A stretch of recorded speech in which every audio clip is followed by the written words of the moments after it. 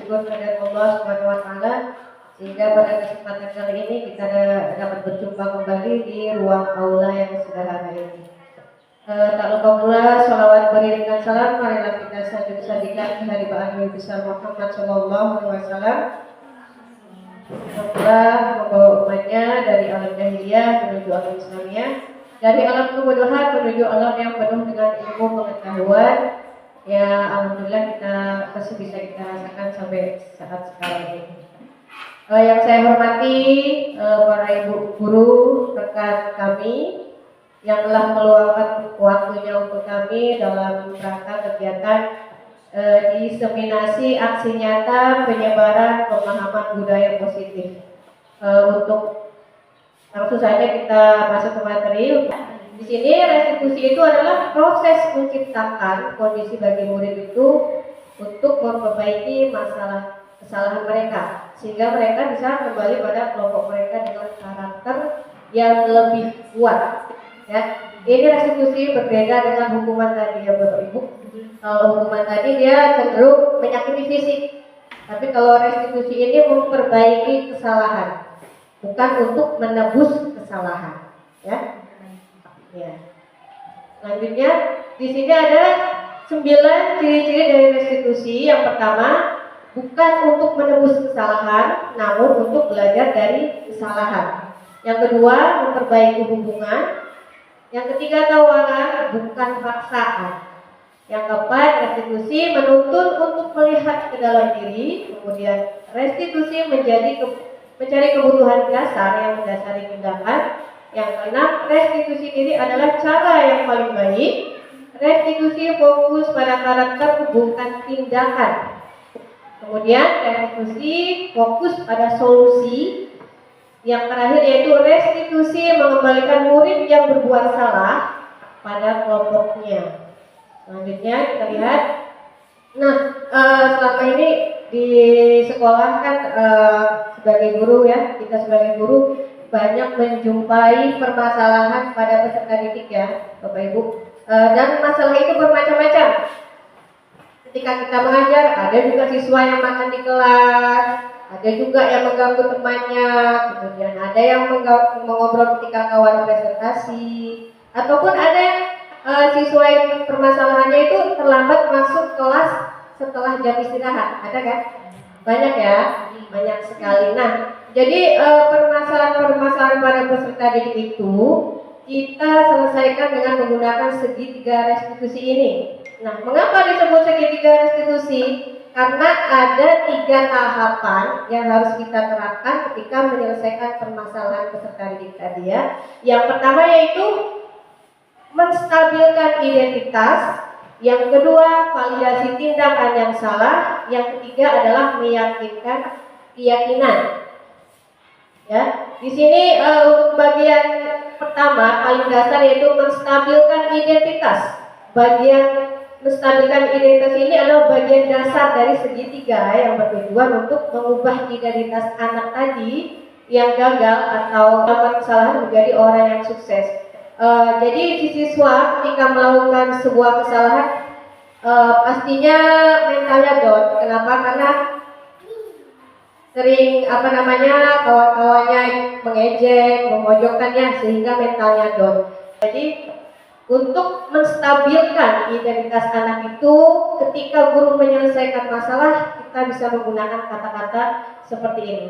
Berbuat salah itu hal yang manusiawi, tidak ada manusia yang sempurna, Bapak Ibu juga salah. Kita pasti bisa menyelesaikan permasalahan ini dan sebagainya.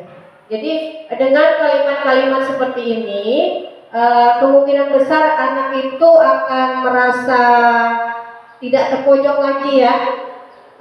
Itu iya, mentalnya tidak down dan tidak terpojok gitu ya. Kemudian untuk tahapan yang kedua, tahapan restitusi yang kedua yaitu validasi tindakan yang salah. Di bagian ini kita sebagai guru memvalidasi bahwa sikap yang tidak baik bertentangan dengan aturan dan guru itu harus memahami alasan siswa melakukan kesalahan itu kenapa. Kita harus memahami, ya. Dan dalam bagian ini atau tahapan ini guru kita sebagai guru juga dapat menggunakan kalimat-kalimat seperti ini. Kamu bisa saja kan melakukan hal yang lebih buruk, tapi kamu tidak melakukannya kan? Kamu pasti punya alasan mengapa melakukannya, apa yang penting bagi kamu dan sebagainya seperti itu.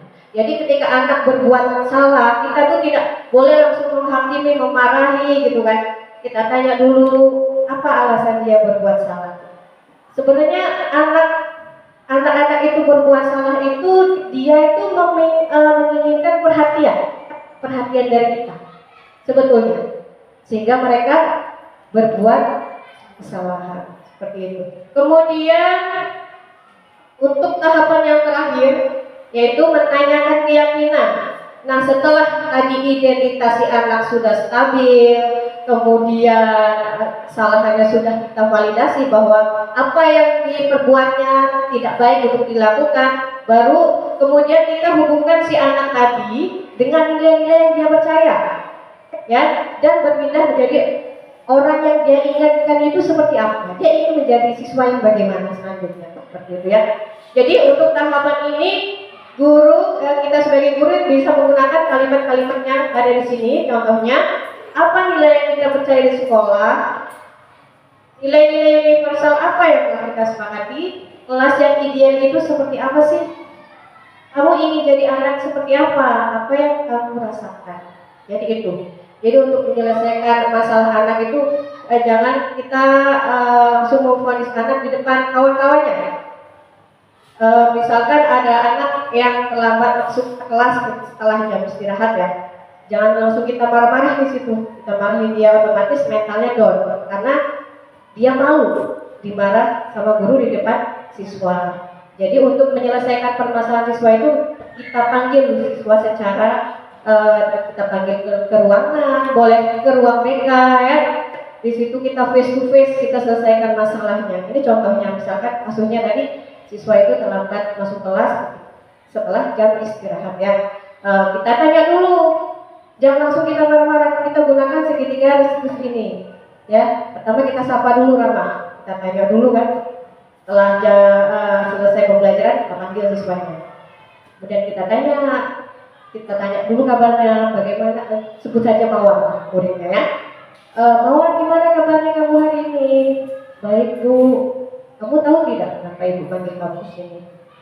Pasti nanti dia mikir, kalau siswa dipanggil pasti ada sesuatu, ya. Kemudian dia pasti menjawab seperti ini. Iya Bu, karena saya terlambat masuk kelas ya Bu. Mawar minta maaf Bu, Mawar salah. Seperti itu kan. Baru kita masuk ke tahapan restitusi yang pertama tadi apa tadi? Menstabilkan identitas, ya. Menstabilkan identitas dengan menggunakan kalimat-kalimat yang tadi kita gunakan itu tahapan pertama. Kita tanya, setelah dia mengakui kesalahannya tadi, maaf Bu, Mawar salah. Setelah itu baru kita gunakan kalimat menstabilkan tadi, tidak apa-apa Mawar. Saya juga dulu pernah berbuat salah seperti kamu. Tidak ada manusia yang tidak ada manusia yang bersalah, tidak ada manusia yang sempurna. Tapi di sini ibu tidak mau mencari siapa yang salah. Ibu hanya ingin mencari solusi atas permasalahan kamu. Seperti itu. Kemudian kita tanya lagi, masuk ke tahapan validasi tindakan yang salah tadi. Kamu pasti punya alasan. Kenapa sih kamu terlambat masuk kelas setelah jam istirahat? Coba ceritakan sama ibu. Pasti dia ceritakan karena kita berbicara dengan ramah, lembut, otomatis si anak akan menceritakan. Kemudian si Mawar cerita, oh iya Bu, maaf ya Bu, saya keasikan bermain, tidak mendengar bel masuk berbunyi. Oh, memang bermain itu sangat menyenangkan, pasti kamu menyukai. Kira-kira solusi apa yang bisa kamu berikan supaya kamu bisa bermain, jajan, tetapi tidak terlambat masuk kelas? Baik Ibu, untuk besoknya saya akan masuk kelas tepat waktu dan tidak akan menyia-nyiakan waktu, misalnya seperti itu. Kemudian kita jawab lagi, baik Ibu sekarang mau tanya, kira-kira permasalahan kamu ini itu termasuk atau melanggar keyakinan atau kesepakatan kelas yang sudah kita buat, itu masuk ke poin yang mana? Kan di kelas itu di awal semester itu kita membuat kesepakatan kelas kan? Ya, di awal semester itu biasanya membuat kesepakatan kelas antara guru dengan murid. Misalkan apa? Menghormati teman, saling menghargai, disiplin, menghargai waktu ya. Seperti itu. Nah, nanti kemudian si Mawar tadi menjawab, kalau tadi dia terlambat masuk kelas setelah jam istirahat itu maksudnya ke mana? Disiplin dan menghargai waktu ya. Kemudian si Mawar tadi menjawab, ya Bu, disiplin dan menghargai waktu. Baik, kalau seperti itu Mawar, Ibu mau bertanya lagi. Kira-kira kamu ingin menjadi siswa yang bagaimana ke depannya? Nah, kemudian si Mawarnya menjawab lagi, ya, Ibu, saya ingin menjadi anak yang lebih menghargai waktu, disiplin, menghargai guru dan sebagainya. Baru kita jawab lagi, baiklah Mawar, mudah-mudahan selanjutnya kamu menjadi lebih baik lagi, seperti itu. Di sini tidak ada kalimat emosi ya, tidak ada, ramah, lembut. Jadi si anak juga merasa terangkul, tidak terpojokkan gitu. Seperti itu. Kira-kira bisa dipahami? Nah, baik. Ada yang mau mempraktekkan? Misalkan gini, kasus dua orang, satu jadi guru, satu jadi murid, kasusnya apa, permasalahannya apa, kemudian kita terapkan sedikit dari strategi ini. Ayo, Bu Murni. Ya, siapa yang mau praktekkan?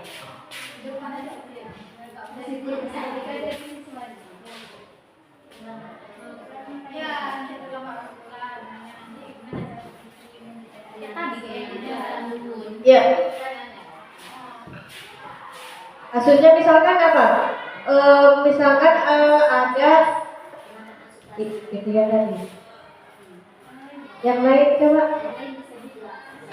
Misalkan makan. Oh, boleh. Tidak mau makan. Boleh juga makan dalam kelas. Ketika kita Ya. Ayo, siapa yang mau jadi gurunya?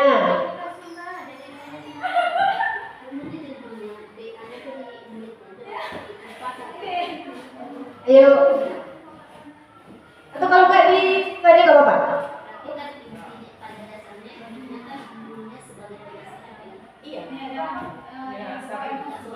Intinya kita sebagai guru itu harus mengontrol emosi sebisa mungkin. Jangan sampai meledak-meledak. Yang ada, kalau anak sudah emosi, kemudian tambah kita kerasin, itu bukan lebih baik anaknya, malah makin menjadi-jadi ya. Ya, jadi intinya anak itu butuh perhatian, kasih sayang kita, seperti itu. Ya. Bisa dipraktekkan? Nggak apa-apa. Namanya kita belajar.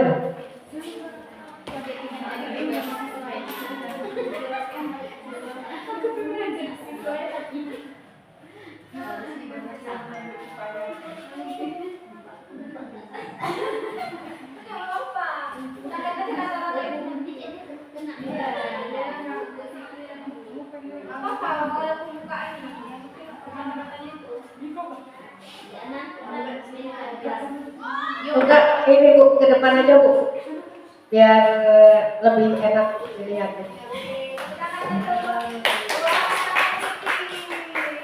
Muridnya Bu Ariana. Cuma satu muridnya. Sunyi kali Bu. Maksudnya sesuai yang permasalahan aja.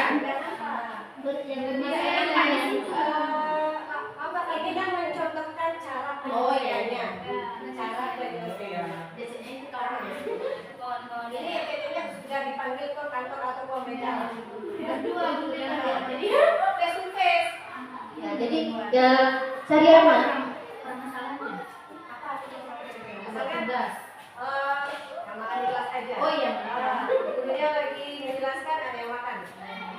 Assalamualaikum, Sariana. Waalaikumsalam, Bu.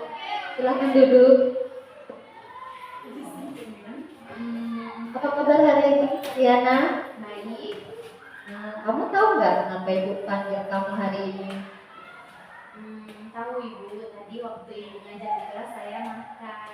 Oh, kamu tahu. Jadi, kenapa kamu kerjakan? Iya Bu, karena saya lapar tadi pagi belum sarapan di rumah. Boleh nggak cerita sedikit? Sebenarnya Sariana itu ingin jadi murid yang seperti apa sih? Sebenarnya kan Bu, saya ingin jadi murid yang lebih baik lagi setiap harinya. Kemudian disiplin, nggak melanggar aturan di sekolah. Pertanyaan Ibu, apakah keinginan itu sudah kamu kerjakan? Sudah kamu lakukan? Apakah kamu sudah menjadi seperti yang kamu inginkan? Saya rasa belum Bu. Nah, kalau misalnya belum, bisa nggak kita sama-sama saling bekerja sama? Caranya bagaimana Ibu? Nah, caranya nanti setiap guru yang masuk, bukan hanya ibu ya, setiap guru yang masuk usahakan diri untuk menahan keinginan untuk makan, menahan keinginan untuk bermain-main dengan teman-teman. Tapi caranya kita saling bekerja sama, begitu. Jadi nanti besok kan ibu masuk lagi. Waktu ibu masuk, coba kita praktekkan, kita saling bekerja sama. Jadi, bisakah kamu jadi seperti yang kamu inginkan dan ibu memantau dari depan? Bisa. Bisa. Nanti kita coba ya Bu. Nanti kita kerja sama, saling kerja sama untuk menjadi lebih baik. Boleh ya? Boleh Bu. Oke, baiklah Sariana, ibu pegang janjinya. Besok kita akan saling bekerja sama. Oke? Oke Bu, terima kasih. Silakan Sariana kembali ke kelas lagi. Keren ya, keren. Jadi setelah kita mendengar penyelesaian permasalahan antara guru dengan siswa tadi, kira-kira apakah sudah sesuai dengan tahapan restitusi tadi? Sudah. Satu yang nggak dibahas. Bagian yang nomor berapa? Kesepakatan kelas yang dilanggarnya, gurunya tidak menanyakan ke siswanya. Oke, buka semua kira-kira apa? Nggak ada. Berapa Be? Nggak ada. Ya, jadi untuk tadi permasalahan yang dipraktekkan tadi itu satu tahapan restitusi yang ketinggal. Ya, Ibu Muni merasa nggak? Bagian mana itu? Untuk ininya, untuk pembukanya mungkin. Di menstabilkannya itu kurang. Jadi tadi kita lihat di bagian pertama, bagian dasarnya itu di bagian menstabilkan identitas tadi, ya. Jadi ketika si Ibu Sariana menjelaskan bahwa dia makan di kelas, kemudian dia bersalah, seharusnya kita mengatakan, oh tidak apa-apa, namanya juga manusia, ya. Saya juga pernah seperti itu. Alasannya dia enggak sarapan di rumah apa? Apakah terlambat bangun? Itu juga ada ya? Alasan dia kenapa makan di kelas? Tadi udah ditanyakan, ada ditanyakan tadi. Ada ditanyakan sama Ibu Budi tadi. Ada ditanyakan tadi, kenapa kamu makan di kelas? Bu Sariana tadi menjawab, saya lapar Bu, ya kan? Iya, jadi hanya satu yang tertinggal, yaitu bagian pertama tadi, memvalidasi menstabilkan identitas. Itu tadi ya, udah bagus. Ya, mudah-mudahan kita dapat menerapkan segitiga restitusi ini ketika kita menyelesaikan permasalahan si anak ya. Walaupun selama ini ya, termasuk saya sendiri, terkadang menasehati anak itu di depan kawan-kawannya. Otomatis besok lagi kita lihat, oh dia berbuat seperti itu lagi, tidak ada perubahan. Kenapa? Ya mungkin karena itu Bu. Ya, karena kita emosional melihat tingkah laku anak yang seperti itu. Jadi mudah-mudahan untuk kedepannya kita dapat lebih meredam emosi kita ketika anak melakukan kesalahan. Sebetulnya anak-anak itu ini ya Bu ya, memiliki kebutuhan dasar manusia seperti kita, yaitu yang pertama bertahan hidup, kemudian cinta kasih atau rasa memiliki dan dimiliki, kesenangan, penguasaan dan kebebasan. Jika kesemuanya sudah terpenuhi, mudah-mudahan anak-anaknya menjadi lebih baik lagi seperti itu. Baik, Ibu terima kasih atas waktunya telah bersedia berkolaborasi dengan kami. Yang tujuannya adalah untuk memenuhi tugas kami selaku CGP, yaitu pada aksi nyata modul 1.4 tentang budaya positif. Baik Ibu, sekian dari kami. Billahi taufiq wal hidayah. Wassalamualaikum warahmatullahi wabarakatuh. Waalaikumsalam.